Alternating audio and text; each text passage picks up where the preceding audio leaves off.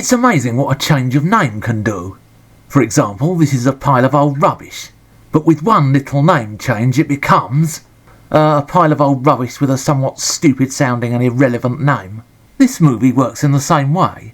It was originally called Insect, and then it was changed for no apparent reason. Whilst working in a greenhouse, a handyman called Fred injures his finger on a flower.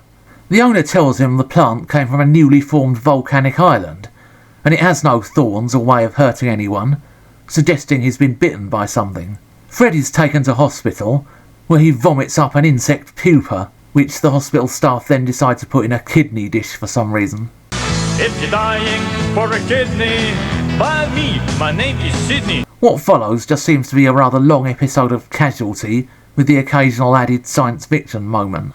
A detective is on the case.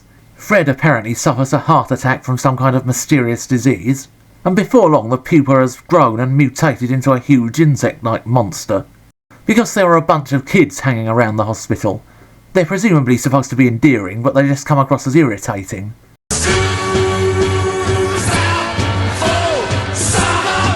They feed the insect larvae blue powder, so this is the Blue Monkey. A proposed title, Green Monkey, was rejected because there was a worry that people might think it was a reference to the theory that HIV was contracted from infected green monkeys.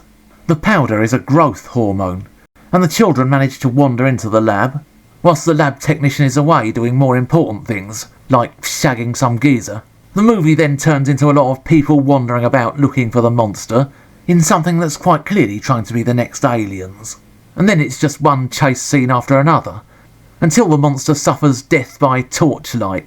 There are at least a lot of good actors in this, who manage to carry the film, but at the end of the day it's a movie about a man who pricked his finger and sent the audience to sleep for 100 years. And my giblets might come with me. Poor wretches whom the hand of heaven ignores.